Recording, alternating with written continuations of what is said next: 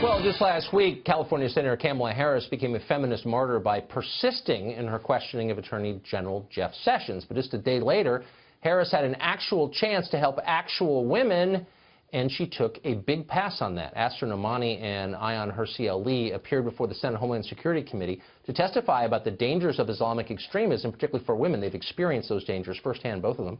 Senator Harris, who sits on the committee, didn't have a single question for them, nor did Senators Heidi Heitkamp and Claire McCaskill, the other Democratic women on the committee. Why the silence? Astrid Nomani joins us tonight. Thank you, Carl. So you wrote, I thought, thank you for coming on, a powerful piece today in the New York Times in which you said, not only did these purported feminists in the Senate ignore you, an actual woman who has suffered under Sharia law, but that one of them, Claire McCaskill, questioned the reason for the hearing in the first place and, in effect, scolded you by implication for complaining about it. Yeah, we were shocked. Ayaan Hirsi Ali is an activist. I am an activist. We are scholars, but we also have lived experience in the phenomena of an ideology of extremism within Islam. It is spilling blood throughout the world, and it is causing too many casualties among women especially. We thought that we would have an engagement with the women senators in particular. But Tucker, we sat there, as I sit before you right now, and they completely ignored us. I looked them in the eye, and they never would even look us in the eye. This is a failure on the part of too many progressives in tackling the very serious issue of Islamic extremism.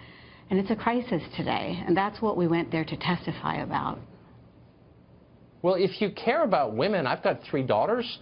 This is, and anyone who loves women, anyone who believes in human rights ought to be upset about what's going on in a lot of these countries. Why is the left, why are feminist groups not focused on this? Well, you're absolutely right. I mean, your daughters probably listen to Ariana Grande, right?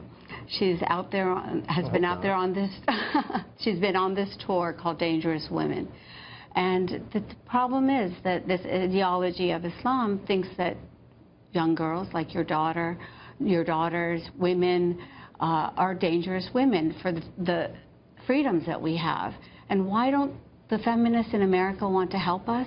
Because there is this propaganda network that has taught them and tells them every day that they are going to be bigots, racists, Islamophobes if they dare to talk about the issues within Islam.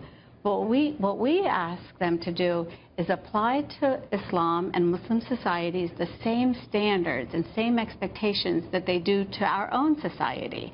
We shouldn't have a double standard.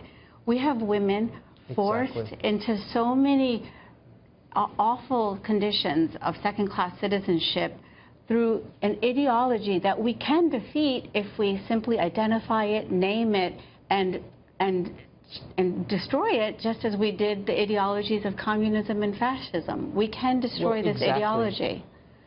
And the problem is... That's beautifully put. And we're out of time, but God bless you for everything that you're doing and for calling into account. Thank you. Thank you so much. And I hope everyone stands with moral courage.